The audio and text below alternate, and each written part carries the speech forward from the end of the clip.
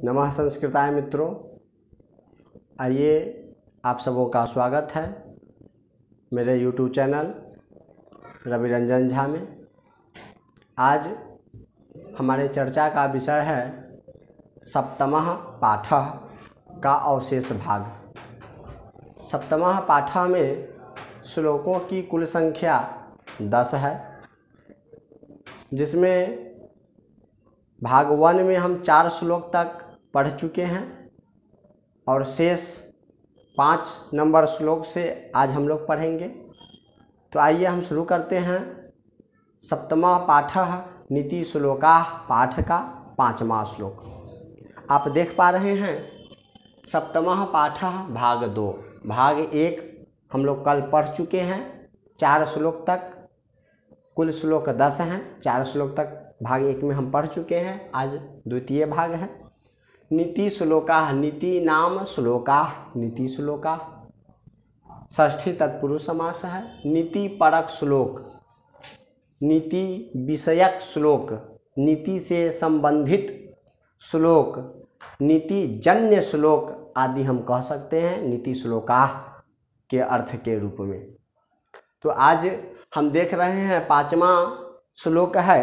कहता है कि त्रिविधम नरकस्येदं द्वारम नाशन्मात्मनः कामः क्रोधस्तथा लोभस् तस्मात् एतत्त्रयं त्यजेत्। कहता है कि त्रिविधम नरकस्य इदं द्वारम नाशनम आत्मनः कामः क्रोधः तथा लोभः तस्मात् एतत्त्रयं त्यजेत्। त्रिविधम कहा। त्रिविधम क्यों कहा? धा प्रत्यय होता है। प्रकार के अर्थ में धा प्रत्यय। प्रकार बताना हो तो प्रकार बताने के लिए धा प्रत्यय का प्रयोग किया जाता है। जैसे एक धा अर्थात एक प्रकार, तो त्रिविधा होना चाहिए। जैसे आया है कि धातु त्रिविधा सन्ति, धातु त्रिविधा सन्ति। धातु 3 प्रकार के होते हैं। व्याकरणे, संस्कृत व्याकरणे धातु त्रिविधा सन्ति। तो धातु 3 प्रकार के होते हैं, आत्मनेपदी, परस्मैपदी, उभयपदीश्च। अब देखिए तो धा प्रत्यय प्रकार अर्थ में होता है, तो यहाँ पर त्रिविधा नहीं है, त्रिविधम है। तो क्यों? तो नरकस्येदं द्वारम, इसका यह विशेषण है। त्रिविधम किम? तो नरकस्य द्वारम, नरकस्य इदं द्वारम, द्वारम इदं द्वारम त्रिविधम नरकस्य, अर्थात नरक के 3 द्वार होते हैं।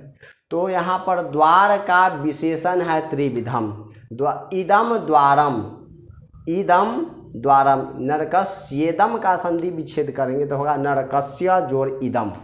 तो इदम द्वारम त्रिविधम, द्वार के लिए 2 विशेषण का प्रयोग किया गया है। सबसे पहला है त्रिविधम और इदम द्वारम। तो इदम को नरकस्य के साथ संधि कर दी गई है, इसलिए यह पूरा समुदाय जो है इसका विशेषण हो गया है। पूरा समुदाय अर्थात नरकस्येदं द्वारम, द्वारम का पूरा समुदाय नरकस्येदं विशेषण है और इसका यह विशेषण है, अर्थात द्वारम के लिए 2 विशेषण है। त्रिविधम, त्रि जोड़ धा, और यह नपुंसक लिंग है इसलिए यहाँ पर त्रिविधम हुआ। अगर यहाँ पुल्लिंग रहता तो त्रिविधा होता, अगर स्त्रीलिंग रहता तो त्रिविधा होता। तो आप समझ गए होंगे कि त्रिविधम क्यों है, क्योंकि यह जिसका विशेषण है वह नपुंसक लिंग में है, इसलिए द्वार का विशेषण है तो द्वारम है। तो क्या अर्थ हुआ कि त्रिविधम नरकस्य इदम द्वारम, नरक के 3 द्वार होते हैं। कौन कौन? तो कहता है कि कौन कौन बताने से पहले कहता है उसका फल। नरक के 3 द्वार होते हैं, इस द्वार का फल क्या है, परिणाम क्या है? तो कहता है नाशनम आत्मनः, ये एक पद है, नाशन मात्मनः। नाशन मात्मनः का संधि विच्छेद करेंगे तो होगा नाशनम जोड़ आत्मनः। तो नाशनम का मकार जो है हलंत है और आत्मनः का आकार, तो आकार का सम्मेलन हो गया है मकार में। चूंकि मकार में स्वर नहीं है तो आकार रूपी मात्रा जो है मकार में प्रवेश कर गई है, जिसके कारण माँ हो गया। तो नाशन मात्मनः अर्थात नाशनम आत्मनः। आत्मनः आत्मन शब्द है, आत्मन शब्द है और आत्मन का रूप चलता है आत्मा आत्मानव आत्मानः। तो आत्मानः नहीं है, आत्मनः है। आत्मा आत्मानव आत्मानः, अर्थात आत्मा शब्द का प्रयोग यहाँ पर नहीं किया है, आत्मनः अपने लिए प्रयोग किया है। आत्मनः का अर्थ होता है अपना, स्वयं का। तो स्वयं का क्या होता है? तो नाशनम, नाश हो जाता है, अपना नाश हो जाता है। कामः क्रोधः तथा लोभः। अब देखिए कहता है कामः क्रोधः तथा, क्रोधस तथा है, क्रोधस तथा का संधि विच्छेद करेंगे तो होगा क्रोधः जोड़ तथा, क्रोधः जोड़ तथा। और फिर कहता है लोभः जोड़ तस्मात्, तो लोभस तस्मात्, इसका संधि विच्छेद करेंगे लोभस तस्मात् देतत्। तो इसका 3 भाग में संधि विच्छेद होगा। पहला भाग होगा लोभः, दूसरा भाग होगा तस्मात् और तीसरा भाग होगा एतत्। एतत् त्रयम् त्यजेत। त्यजेत त्यज धातु है और त्यज धातु का विधिलिंग लकार प्रथम पुरुष एक वचन में रूप बनता है त्यजेत। त्यजेत त्यज्याताम त्यजेयुः, ऐसे रूप चलता है। तो त्यजेत का बहुवचन क्या होगा? तो त्यजेत का बहुवचन त्यजेयुः होगा। अर्थात विधिलिंग लकार का प्रयोग कब होता है? तो विधिलिंग लकार का प्रयोग होता है चाहिए अर्थ में। तो त्यजेत का अर्थ क्या होगा? तो त्यजेत का अर्थ होगा त्याग देना चाहिए। तो किसको त्याग देना चाहिए? तो नरक के 3 द्वार को त्याग देना चाहिए। तो नरक के 3 द्वार कौन कौन है? तो कहा है कामः क्रोधः तथा लोभः, अर्थात काम क्रोध और लोभ। यहाँ पर काम का अर्थ कार्य नहीं है, काम का अर्थ यहाँ पर कार्य से अन्यत्र है, अलग है, कार्य नहीं है यहाँ पर काम का अर्थ। काम का अर्थ जो है वासना से है, लिप्सा से है। तो वो काम, अर्थात इस काम से अपना नाश हो जाता है, इसलिए इस काम को त्याग देना चाहिए। तो क्या अर्थ हुआ? उसका परिणाम क्या होता है इस नरक के 3 द्वार का? तो इसका परिणाम होता है कि आत्मनः नाशनम, अपना नाश हो जाता है। अन्वय देखते हैं कि नरकस्य इदं त्रिविधम द्वारम कामः क्रोधः तथा लोभः च इति। नरक के 3 द्वार, और नरक के द्वार का मतलब ये नहीं है कि नरक में जाने का रास्ता, नहीं। नरक के द्वार कहने का यहाँ पर अभिप्राय है कि नरक में जाने का रास्ता नहीं अभिप्राय है। इसका अभिप्राय है कि यह नरक में जाने तुल्य है। यह जो तीनों गुण बताया गया है नरक के द्वार के रूप में जिसका वर्णन किया गया है, वह नरक तुल्य है। उससे मनुष्य अपना नाश कर लेता है और उसका नाश जब होता है तो उसका अस्तित्व समाप्त हो जाता है, यह 3 गुण रहने पर। अर्थात यह नरक में जाने तुल्य है। इसलिए लिखा कि नरकस्य इदं त्रिविधम द्वारम कामः क्रोधः तथा लोभः च इति, यानी नरक के यह 3 प्रकार के द्वार हैं, काम क्रोध और लोभ। तस्मात् आत्मन, उससे, तस्मात् अर्थात कस्मात्, तो कामः क्रोधः लोभात्, काम क्रोध लोभात्।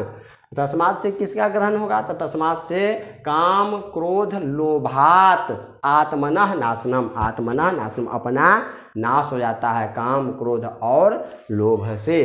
अतः एतत् त्रयम् त्यजेत, इसलिए इन तीनों को त्याग देना चाहिए। अब इसका अर्थ देखिए, काम क्रोध तथा लोभ, ये 3 प्रकार के द्वार आत्मा अर्थात स्वयं का नाश करने वाला अर्थात नरक में ले जाने वाला होता है। अतः इन तीनों का त्याग कर देना चाहिए। ये नीति श्लोकाः के 5वें श्लोक का अर्थ है। अब आइए हम लोग अगले श्लोक में चलते हैं। अब देखिए 6ठा श्लोक है नीति श्लोकाः का। हम पिछले भाग में भी बता चुके हैं कि यह पाठ जो है पूर्णतः संवादात्मक है। एक प्रकार से बातचीत हो रही है, संवाद हो रही है। संवाद किस किस में हो रही है? तो राजा और मंत्री में। राजा कौन है? तो धृतराष्ट्र हैं। और मंत्री कौन है? तो विदुर हैं। दोनों में बातचीत हो रही है। कब हो रही है? तो महाभारत का युद्ध शुरू होने के पूर्व कुछ नीति की बातें जानने के लिए महाराज धृतराष्ट्र विदुर के महल में पधारे और बातचीत कर रहे हैं। उसी के क्रम में पूछते हैं कि विदुर बताओ कि ऐश्वर्य चाहने वाले मनुष्य को क्या करना चाहिए। ऐश्वर्य जो चाहता है उस मनुष्य को क्या करना चाहिए।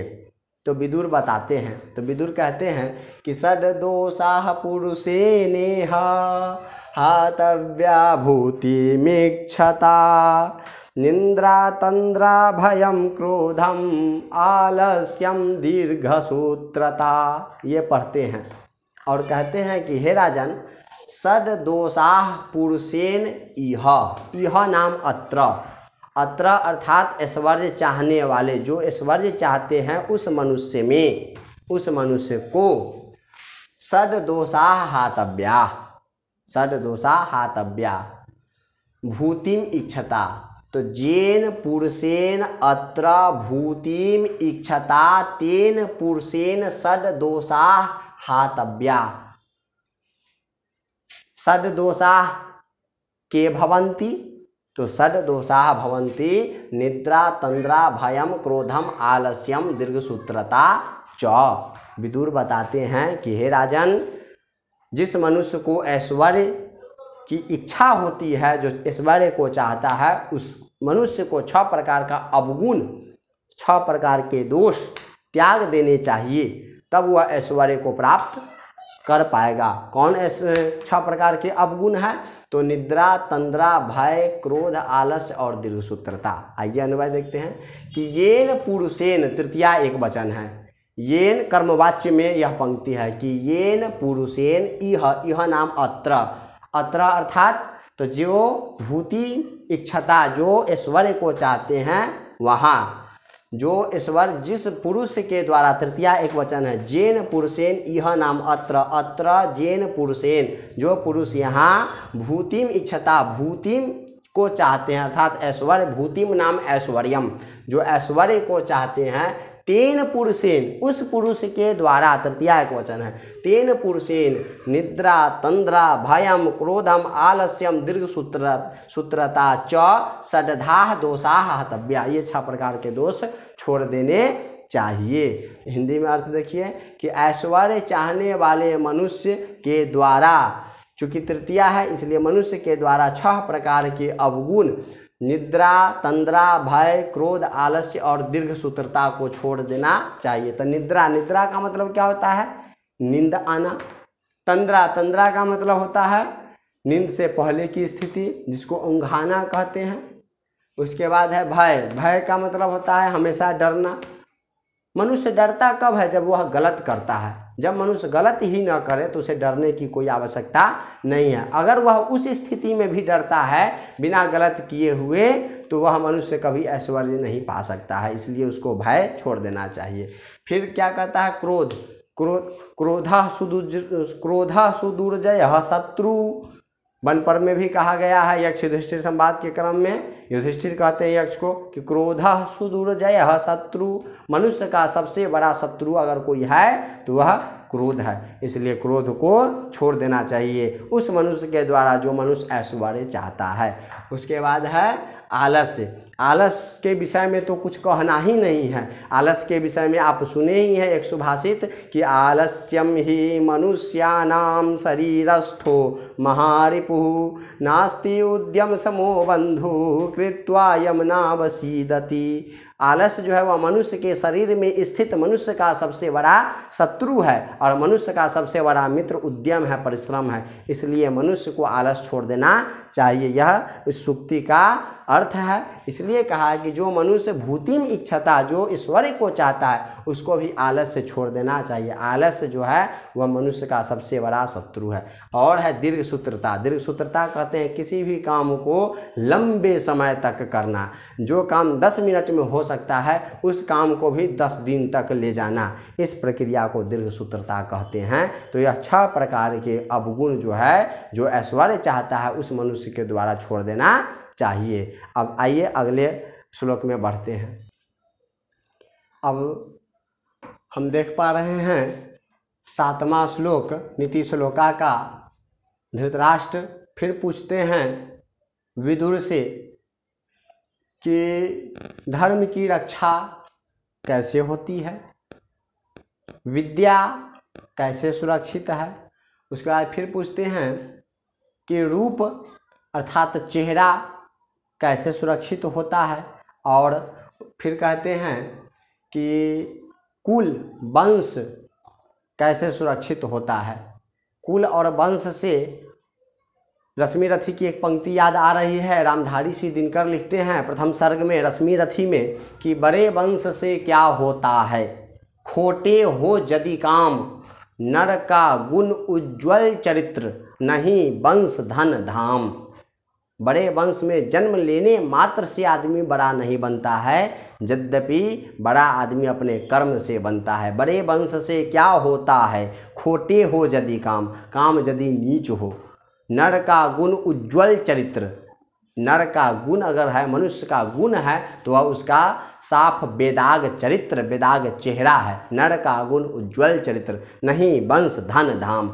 मनुष्य का बड़ा वंश उसका चरित्र नहीं है, उसका पहचान नहीं है, धन आदि उसका पहचान नहीं है। मनुष्य का पहचान अगर होता है तो उसके चरित्र से पहचान होता है, जिसका उदाहरण स्वामी विवेकानंद भी हैं। आइए श्लोक में देखते हैं कि विदुर जी अब जवाब देते हैं धृतराष्ट्र के प्रश्नों का। धृतराष्ट्र का प्रश्न है कि धर्म कैसे सुरक्षित होता है, फिर प्रश्न है कि विद्या कैसे सुरक्षित होती है, फिर रूप कैसे सुरक्षित होता है, और कुल कैसे सुरक्षित होता है। तो विदुर जी जवाब देते हैं, कहते हैं सत्येन रक्ष्यते धर्मो विद्या योगेन रक्ष्यते, मृजया रक्ष्यते रूपम कुलम वृत्तेन रक्ष्यते।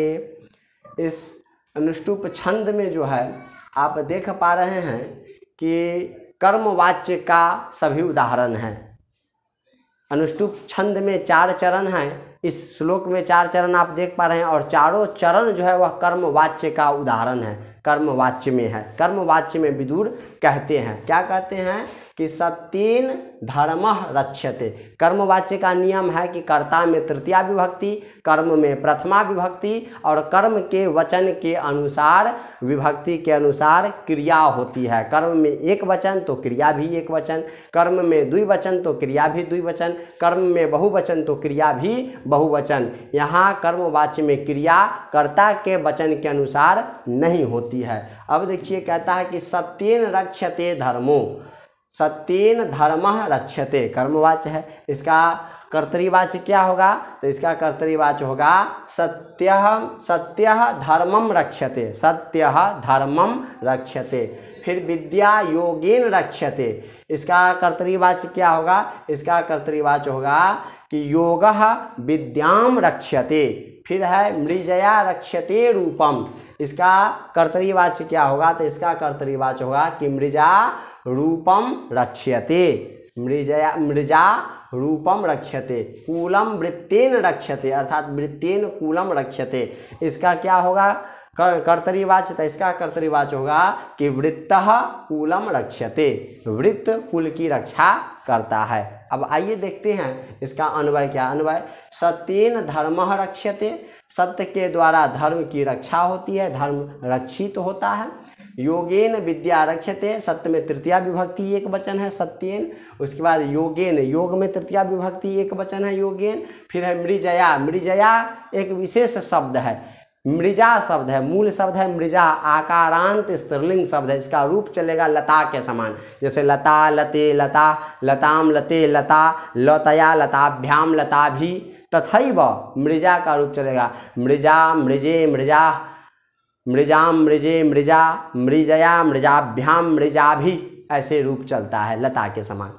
तो कहते हैं कि मृजया रूपम रक्ष्यते, कूलम च वृत्तेन रक्ष्यते। तो मृजा शब्द कैसे बना, तो आप देख पा रहे हैं कि मूल शब्द है मृजा, मृज धातु में अंग प्रत्यय फिर टाप प्रत्यय किए तो जाके मृजा बना। मृजा का अर्थ क्या होता है, स्वच्छ करना, निर्मल करना, धोना, नहाना आदि। मृजया तृतीया एक वचन है और मृजा प्रथमा एक वचन है। तो क्या हुआ, सत्येन धर्मः रक्ष्यते, सत्य से धर्म की रक्षा होती है। योगेन विद्या रक्ष्यते, अभ्यास करने से, योगेन अर्थात अभ्यासेन, सततम अभ्यासेन विद्या रक्ष्यते, सततम अभ्यासेन विद्या रक्षते। निरंतर अभ्यास करने से विद्या सुरक्षित रहती है। बाबा तुलसी लिखते हैं मानस में कि शास्त्र सुचिंतित पुनि पुनि देखी। शास्त्र को और संपत्ति को बार बार देखना चाहिए। अगर शास्त्र को नहीं देखेंगे बार बार तो भूल जाएंगे, और संपत्ति को नहीं देखेंगे बार बार तो लोग उसको हड़प लेगा। आज एक हाथ बढ़ा के जोत लेगा, फिर कल नहीं देखेंगे तो 6 महीना के बाद फिर एक हाथ बढ़ा लेगा, अर्थात धीरे धीरे पता चलेगा कि मेरा है ही नहीं। इसलिए बाबा तुलसी कहते हैं कि शास्त्र सुचिंतित पुनि पुनि देखी। पुनि पुनि मतलब बार बार शास्त्र को और संपत्ति को बार बार देखना चाहिए। इसीलिए यहाँ पर लिखता है कि योगेन विद्या रक्षते। योगेन अर्थात अभ्यासेन, अभ्यास से विद्या सुरक्षित रहती है, अभ्यास से विद्या आती है। इसलिए कहा है कि करत करत अभ्यास के जरमति होत सुजान, रसरी आवत जात ते सिल पर परत निशान। अगर अभ्यास करेंगे तो जड़मति से भी, मंद बुद्धि से भी हम सुजान बन सकते हैं। इसलिए योगेन विद्या रक्षते। फिर है मृजया रूपम रक्षते। रूपम अर्थात चेहरा, मृजया अर्थात स्नान करने से। कूलम च वृत्तेन रक्षते। वृत्त अर्थात आचरण, आचरण से कुल की रक्षा होती है। आचरणेन कुलम रक्षते। आचरण से कुल की रक्षा होती है। देखिए क्या है अर्थ, सत्य से धर्म की रक्षा। अभ्यास अर्थात बार बार पढ़ने से, अभ्यास निरंतर अभ्यास करने से विद्या की रक्षा। निर्मलता से रूप की रक्षा तथा आचरण से कुल की रक्षा होती है। मृजया तृतीया एक वचन है इसका, मृजा प्रथमा एक वचन है। मूल शब्द है मृजा। मृज अंग टाप करने से मृजा बना है, जिसका अर्थ होता है स्वच्छ करना, निर्मल करना, धोना, नहाना आदि। अब देखिए 8वें श्लोक में बहुत ही गंभीर बात पूछते हैं महाराज धृतराष्ट्र विदुर से। बहुत ही गंभीर बात। वो क्या पूछते हैं, वो कहते हैं कि सत्यवादी लोग कैसे मिलते हैं और कौन आसानी से मिल जाते हैं और कौन आसानी से नहीं मिलते हैं, ये उनका महाराज का प्रश्न है। तो विदुर बहुत सुंदर और बहुत गंभीर जवाब देते हैं। इस बात को गंभीरता पूर्वक समझना है। क्या कहते हैं देखते हैं कि सुलभा पुरुषा राजन सततम प्रियवादिनः अप्रियस्य तु पथ्यस्य वक्ता श्रोता च दुर्लभः। सुलभः पुरुषा राजन् सततं प्रियवादिनः अप्रियस्य तु पथ्यस्य वक्ता श्रोता च दुर्लभः। बहुत गंभीर बात है, बहुत गंभीरता पूर्वक सुनने और समझने की जरूरत है।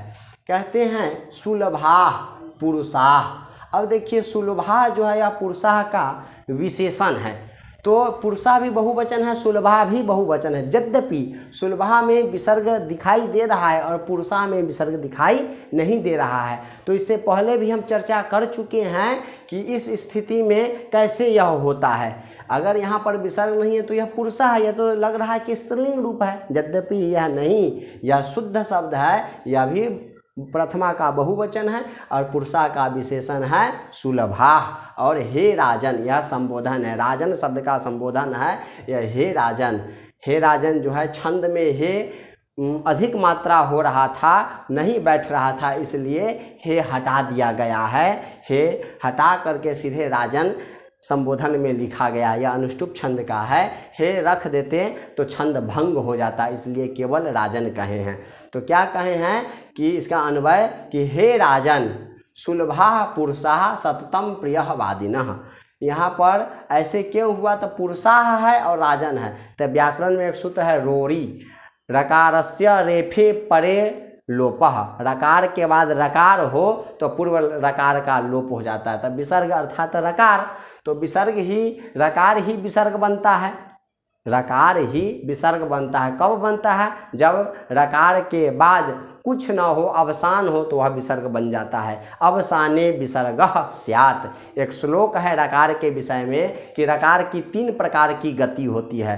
तो कौन कौन गति है, तो अचम दृष्ट्वा अधो याति हसश्चोपरि गच्छति अवसाने विसर्गः स्यात् रेफस्य त्रिविधा गति। कहते हैं कि अचम दृष्ट्वा अधो याति, रकार के बाद यदि स्वर हो तो वह नीचे ही रह जाता है और वह रकार स्वर से संयुक्त होकर के पूर्ण वर्ण बन जाता है। हसश्चो परे गच्छति, और हंस प्रत्याहार पठित वर्ण अगर बाद में रहता है तो वह रकार ऊपर चल जाता है और रेफ बन जाता है।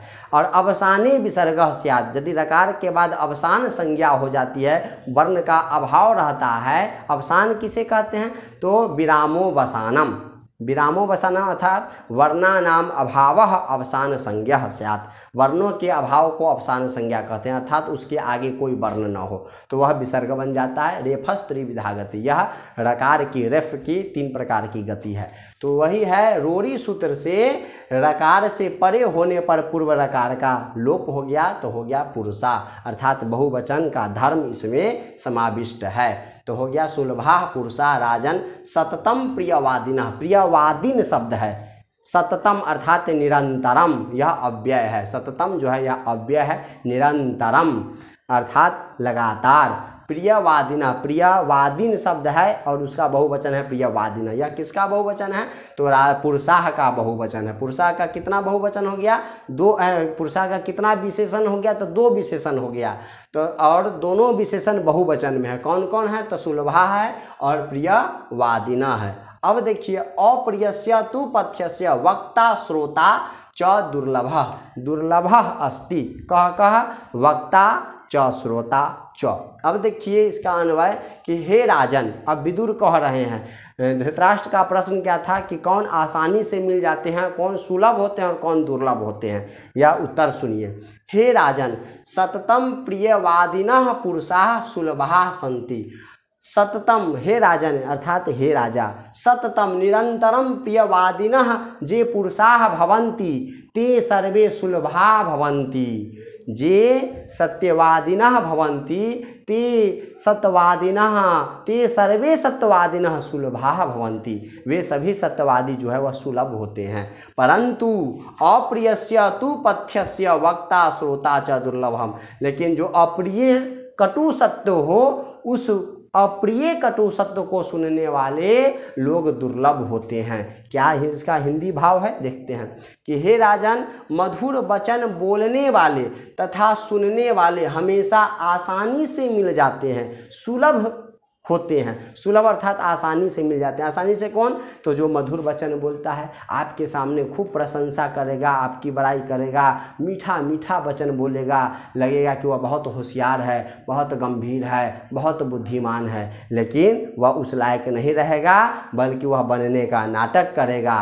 तो ऐसे लोग आसानी से मिल जाते हैं। आपको उपदेश देने वाले लोग जो हमेशा आपको उपदेश देंगे वो आसानी से मिल जाएंगे। और प्रशंसा सुनने वाले लोग जो कहते हैं सत्य मधुर वचन बोलने वाले, मीठा मीठा बोलने वाले आसानी से मिल जाएंगे, और मधुर वचन सुनने वाले भी आसानी से मिल जाएंगे। जो मधुर वचन सुनना चाहते हैं, जो मधुर वचन हमेशा चाहते हैं, प्रशंसा सुनने की जो आदी होते हैं, उनके सामने झूठा झूठा प्रशंसा कर दीजिए तो वह आसानी से मिल जाते हैं, आसानी से मिल जाते हैं ऐसे पुरुष।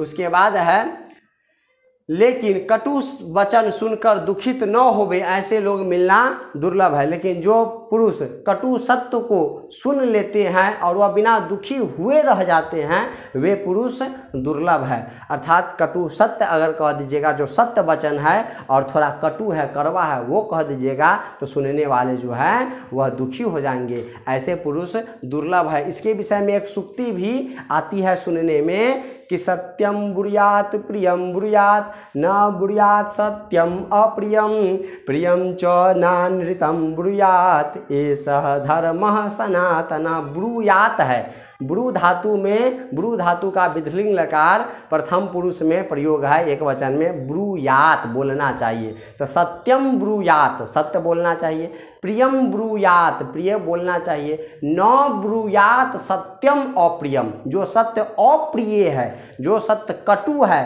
न ब्रूयात उसे नहीं बोलना चाहिए। फिर कहता है प्रियम च अनृतम ब्रूयात, फिर कहता है प्रियम च अनृतम जो झूठा है और प्रिय है, उसको नहीं बोलना चाहिए। ऐसा धर्म सनातन, यही सनातन धर्म है। तो जो कटु है और प्रिय नहीं है, जो सत्य है, जो सत्य है, सत्यम क्या कहा कि न बुरुयात सत्यम अप्रियम, जो सत्य है परंतु कटु है, अप्रिय है, उसको नहीं बोलना चाहिए। यह नीति कहती है, यही नीति का ज्ञान है, यही नीति है कि जो सत्य है परंतु कटु है। जैसे कोई चोर है, सब लोग जानता है कि कोई वो चोर है, सामने वाला चोर है, लेकिन अगर उसको उसके सामने कह दीजिएगा कि तुम चोर हो तो उसको खराब लगेगा, गुस्सा लगेगा। तो यह हो गया कटु सत्य, यह हो गया सत्यम अप्रियम, सत्य है लेकिन अप्रिय है। तो ऐसे सुनने वाले लोग बहुत दुर्लभ होते हैं जो सत्य सुन करके दुखी न होवे। सत्य सुनने के बाद सामान्य तौर पर सभी लोग दुखी हो जाते हैं। ये गंभीर बात महाराज विदुर के द्वारा महाराज धृतराष्ट्र को बताया जा रहा है। अब हम लोग आगे का श्लोक देखते हैं। अब देखिए 9वें श्लोक में महाराज धृतराष्ट्र विदुर से पूछते हैं स्त्री के विषय में कि घर किससे शोभायमान होता है, किसकी रक्षा विशेष तौर पर करनी चाहिए। तो महामंत्री विदुर क्या सुंदर जवाब देते हैं। इस जवाब को मैं इस पाठ के माध्यम से अपील करता हूँ कि धरातल के सभी प्राणी को निश्चित रूप से अपने दैनिक जीवन में लागू करना चाहिए, उसका अनुसरण करना चाहिए। इस श्लोक का कहते हैं महामंत्री विदुर, आप भी सुने, देखिए कि पूजनीया महाभागा। धृतराष्ट्र का प्रश्न है कि हे विदुर, तुम बताओ, तुम नीति के ज्ञाता हो, तुम बताओ कि किसकी रक्षा विशेष रूप से करनी चाहिए। यह संसार, यह घर, यह महल, यह राजमहल किससे शोभायमान होता है, किसकी रक्षा हमें करनी चाहिए। तो महामंत्री विदुर पढ़ते हैं, पूजनीया महाभागा पुण्याश्च गृहदेवतायः श्रियः श्रियो गृहस्योक्ता तस्माद् रक्षा विशेषतः। कहते हैं पूजनीया महाभागा, क्या कहते हैं कि पूजनीया महाभागा पुण्या च गृहदीप्तयः श्रियः श्रियो गृहस्य उक्ता तस्मात् रक्षा विशेषता। यह जो एक लंबा सा शब्द देख रहे हैं, इसका संधि विच्छेद 4 भाग में करेंगे। यह शब्द क्या है, तो गृहस्योक्तास्तस्माद् रक्षा, गृहस्योक्तास्तस्माद् रक्षा, तो इसका क्या करेंगे, गृहस्य उक्ता तस्मात् रक्षा विशेषतः। विशेष शब्द में तसील प्रत्यय है, विशेषतः अर्थात विशेष रूपतः, विशेष रूप से। गृहस्य, स्त्रियः जो देख रहे हैं स्त्री का बहुवचन है, प्रथमा बहुवचन, स्त्री स्त्रियौ स्त्रियः रूप चलता है, स्त्री स्त्रियौ स्त्रियः, नदी नद्यौ नद्यः नदीवत। और स्त्रियो जो है यह स्त्री शब्द है, स्त्री शब्द जो है